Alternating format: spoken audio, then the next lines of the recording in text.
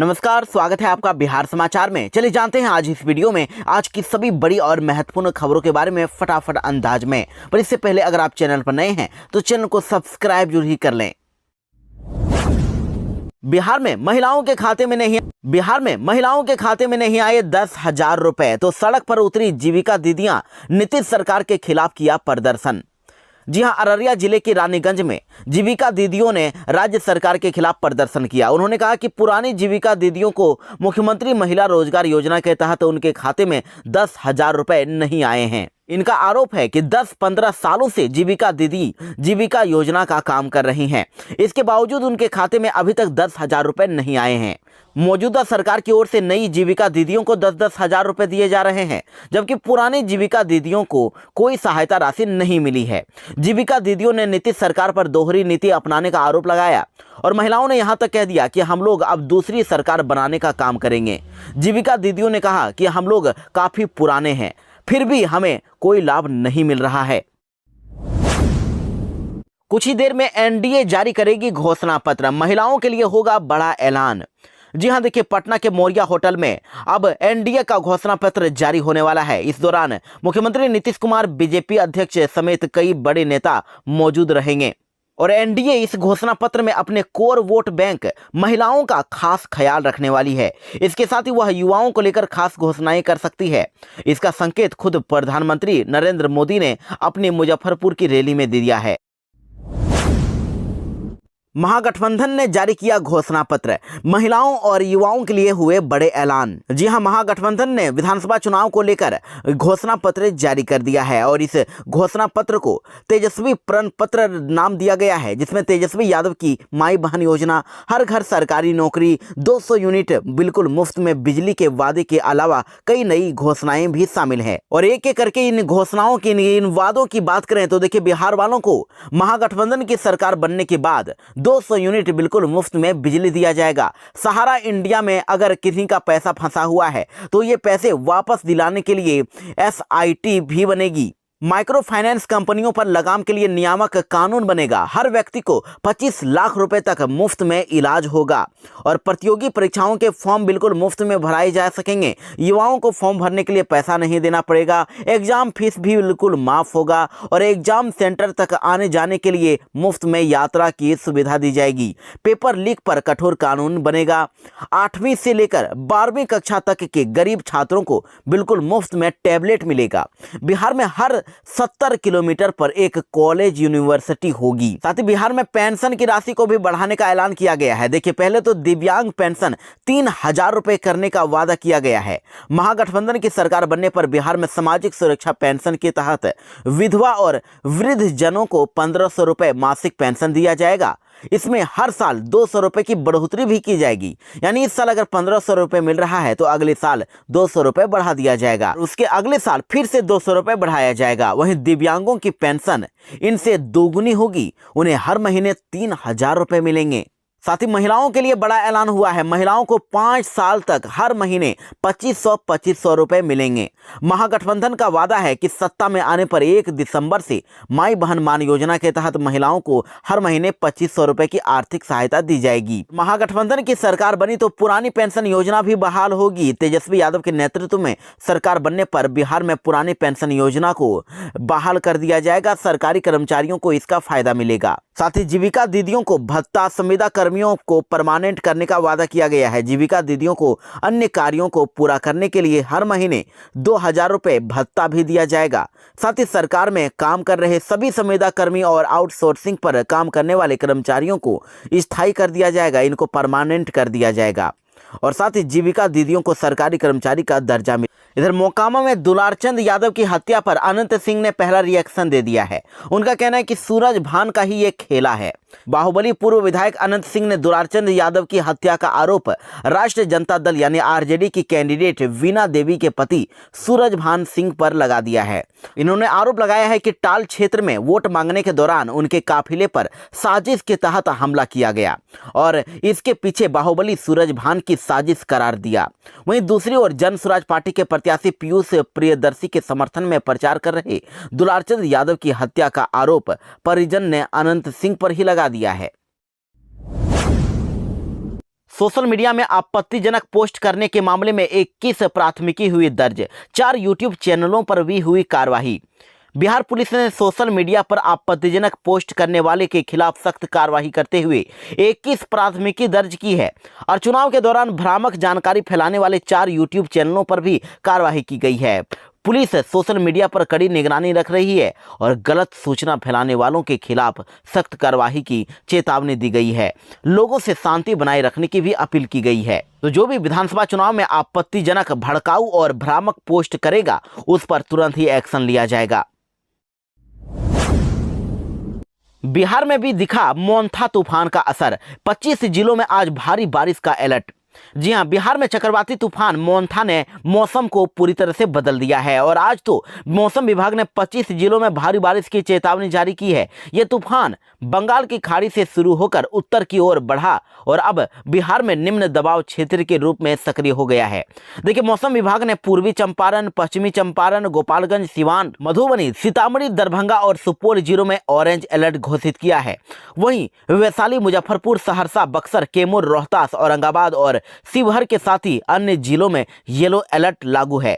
इन क्षेत्रों में भारी बारिश की संभावना जताई गई है और साथ ही मौसम विभाग ने अगले 48 घंटे तक सतर्क रहने की लोगों से अपील की है। बारिश के दौरान घर से बाहर नहीं निकलें और किसान फसलों की सुरक्षा करें और गाड़ी चालक यानी ड्राइवर सावधानी बरतें। छठ के बाद अब वापसी का टेंशन हुआ खत्म। दिल्ली, मुंबई, हावड़ा और दक्षिण भारत के लिए बड़ी संख्या में चली स्पेशल ट्रेनें। छठ पर्व के बाद काम पर लौट रहे यात्रियों की सुविधा के लिए रेलवे ने बड़ी संख्या में स्पेशल ट्रेनें चलाई हैं। पटना, बरौनी, सहरसा, मुजफ्फरपुर, दरभंगा और गया से दिल्ली, मुंबई, सिकंदराबाद के साथ ही कई शहरों के लिए विशेष ट्रेनों का परिचालन किया जा रहा है। मनोज तिवारी ने पवन सिंह की पत्नी को बताया वोट कटवा, कहा ज्योति सिंह के चुनाव लड़ने के पीछे विपक्ष की है साजिश। बिहार का काराकाट विधानसभा सीट अभी चर्चा में है। कारण यह है कि यहां भोजपुरी स्टार और बीजेपी नेता पवन सिंह की पत्नी ज्योति सिंह बतौर निर्दलीय चुनावी मैदान में ताल ठोक रही हैं। अकेले निर्दलीय ही चुनाव लड़ रही हैं। ऐसे में जिस तरह से ज्योति को काराकाट में लोगों का जन समर्थन मिल रहा है, वह एनडीए उम्मीदवार महाबली सिंह और महागठबंधन के सीपीआई माले प्रत्याशी अरुण सिंह के लिए खतरे की घंटी बनी है। ऐसे में दोनों गठबंधन के नेताओं ने तो अब पूरी ताकत झोंक दी है और इसी बीच देखिए, भोजपुरी सुपरस्टार और बीजेपी सांसद मनोज तिवारी ने ज्योति पर निशाना साध दिया है और काराकाट से जेडीयू प्रत्याशी महाबली सिंह के लिए चुनाव प्रचार के लिए पहुंचे भोजपुरी गायक और दिल्ली से सांसद मनोज तिवारी ने कह दिया है कि एनडीए का खेल बिगड़ने के लिए ज्योति सिंह को मैदान में उतारा गया है। लेकिन काराकाट की जनता काफी समझदार है, एक भी वोट को बर्बाद नहीं होने देगा।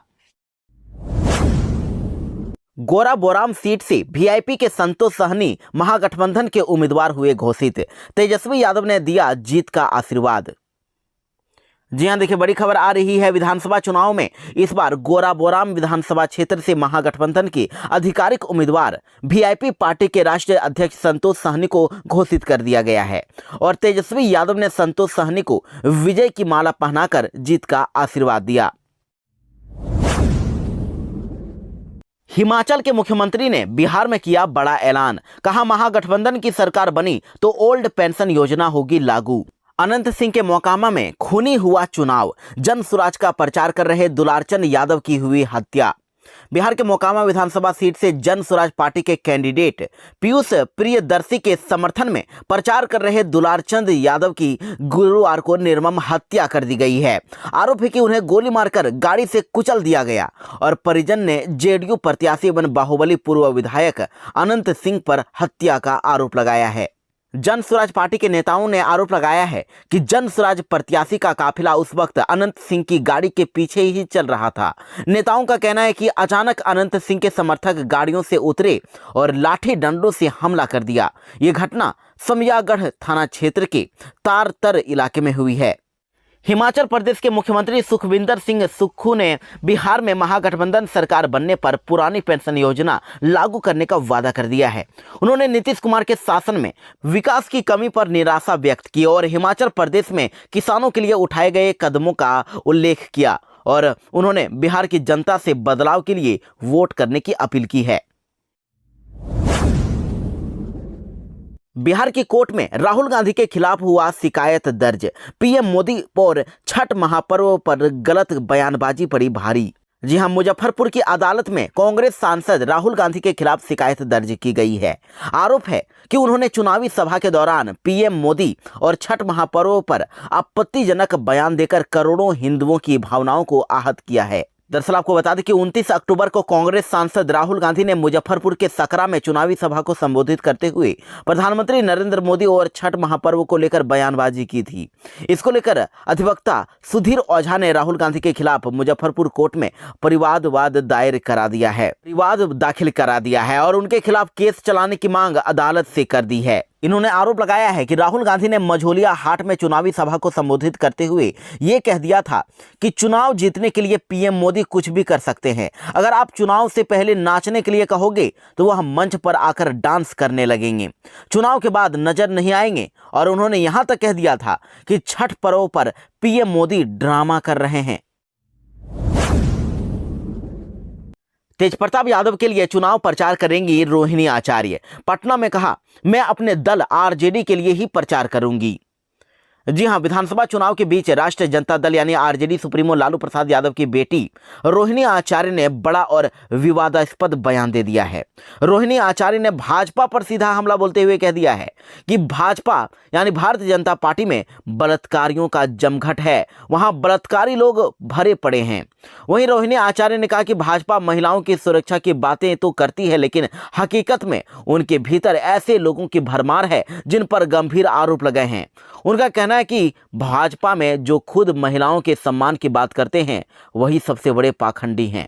इसके साथ ही रोहिणी आचार्य ने कहा है कि वह उनके भाई यानी तेजप्रताप यादव के समर्थन में चुनाव प्रचार नहीं करेंगे। तेजप्रताप यादव की पार्टी अलग है और हमारी पार्टी अलग है। मैं अपने दल आरजेडी के लिए उम्मीदवारों के लिए ही प्रचार करूंगी, जहां जनता बुलाएगी वहां जाऊंगी।